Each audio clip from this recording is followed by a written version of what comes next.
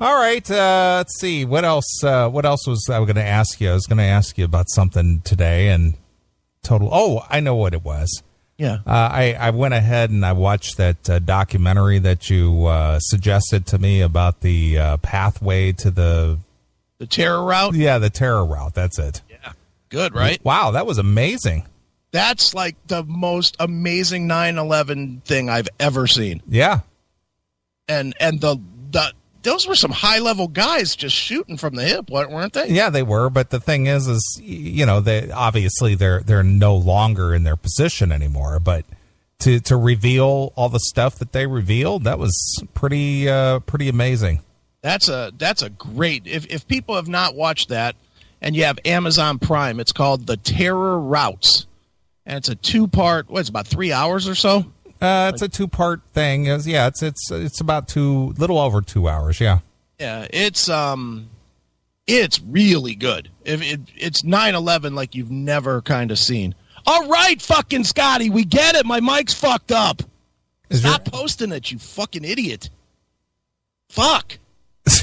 Now I'm not playing your goddamn Deuce song. Eat shit. Shit. Yeah, I am crabby tonight. A little bit. All right. But no, that is a good documentary. Sure. Now I got everything all fucked up. Now you don't know what to say, right? Well, it's just that I don't. You know, the thing is that the people who contribute the least are the ones who complain the most. That's what's always amazing to me. It's just like, you know what, we do a show for people with I mean, in reality, it's multi-thousands of dollars worth of time and equipment and everything that goes into it. Right. But people who get it for nothing, they're the ones who complain the most. Well, dude, my mic is fucked up. Well, so what? Maybe we should just take a break and then we'll get it all straightened out and then come back. Well, dude, my mic, it's fucked up. My mic, it's fucked up. Dude, it's still got a static thing going on. It's fucked up still. Oh, your mic physically is fucked up? Dude, my mic is kind of fucked up. It still has a static thing going on. I'm just going to keep saying it like he does in the chat room. I'll just say it over and over and over and over until our technicians come in and fix it. Right. You know, and by the way, Neely, my mic is still kind of fucked up. All right. It has a static thing going on. Right. Do you hear it? Not really, no. No. Well, according to the chat room, my mic is still kind of fucked up. It has a static thing going on. All right. Fair enough. Too funny. I know. All right. I hear you fine. You hear me fine. I don't care what they hear. This is our conversation, goddammit. Look at Jackal. You fucked up, Scotty.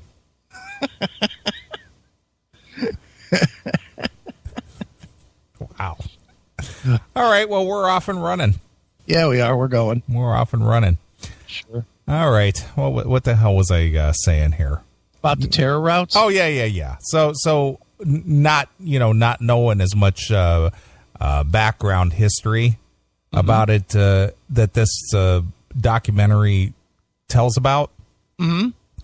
The whole 9/11 thing basically originated during the Carter administration. Yeah. You know, basically the uprising in Iran is where it all started. Right. In 1979. Mm-hmm.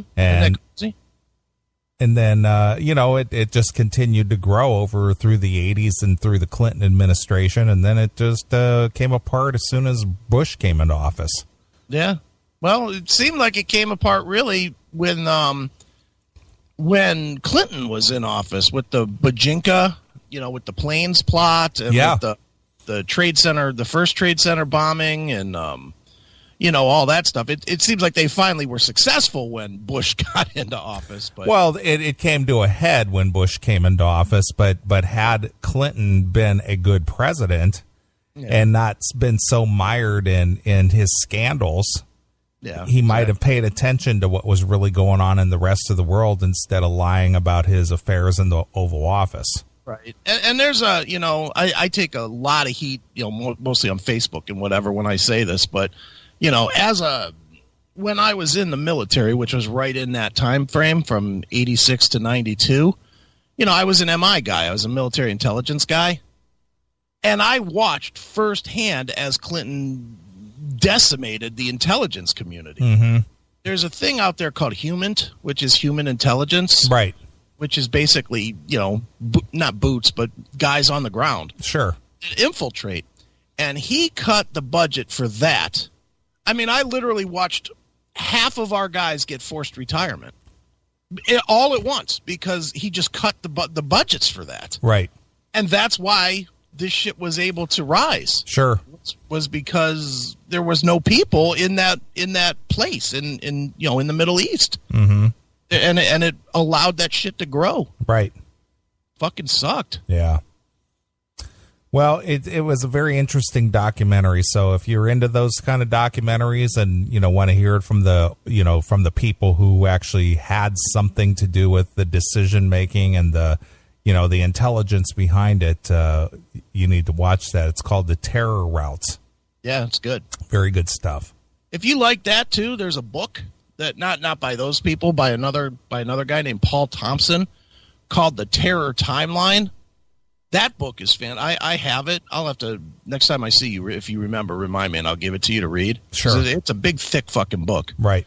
But it's it literally outlays everything point by point. Every guy, every person that was involved, all of the, even a lot more players than even that documentary talks about. Really good book. It's called The Terror Timeline by Paul something Thompson, like Paul L. Thompson or something. Okay. Good shit. Good. Excellent. Well, tonight here on the Classic Metal Show, we don't have any guests. Nope. We don't have any, anything special planned. Nope. I did enjoy the show last week. The one segment that made me, I listened to it probably 5 times. Okay. What was the call from Matt? Matt from Minnesota. That call, I just laughed my ass off because it was going nowhere. Right. And then it just exploded. Right.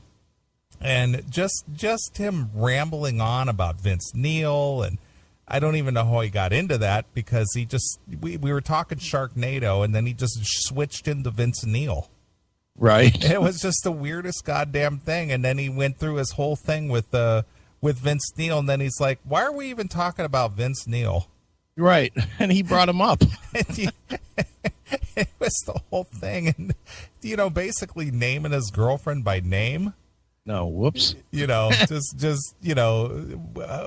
What smells worse, Vince Neil's balls or your girlfriend's pussy? I would say Aubrey's pussy. Yeah, what is wrong with him? Even if it's true, you don't say that. I know, but that guy definitely secretly hates his girlfriend.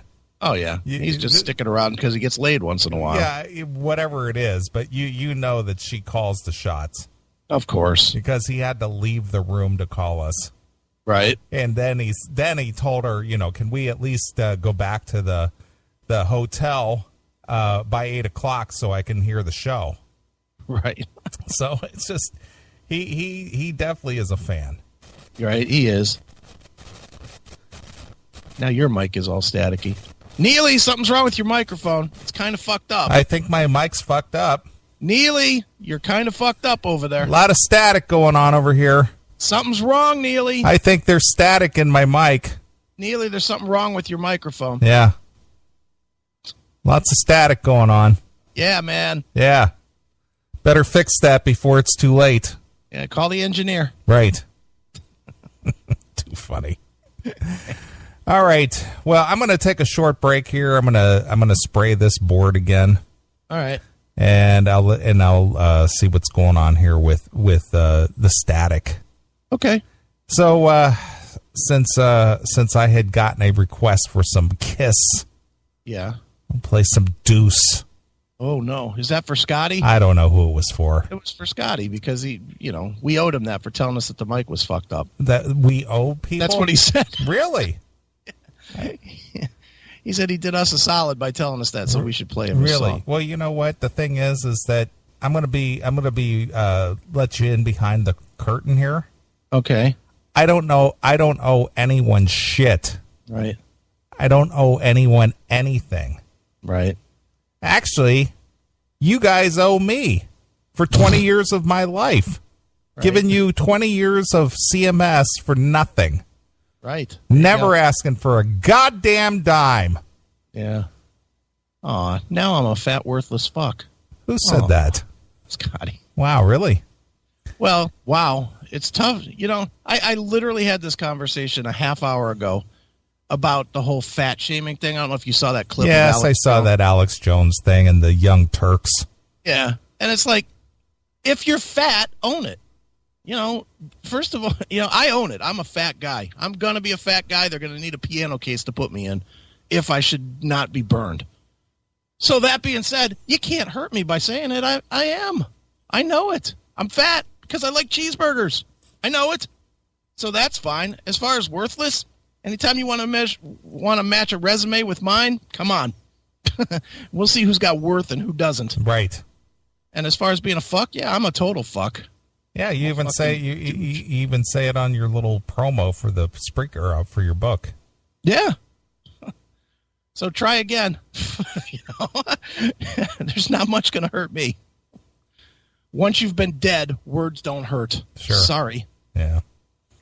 Words hurt, all right, dude. Picture board. The things are fucked up, dude. Your mic is fucked up. Words hurt, dude. Oh, do they? I guess I wasn't given that. My parents did a bad job of teaching me that lesson. Right. All right. I'm going to play a couple tunes. We'll be right back. We'll get things rolling. All right. Here it is. This is Kiss exclusively here on your Classic Metal Show.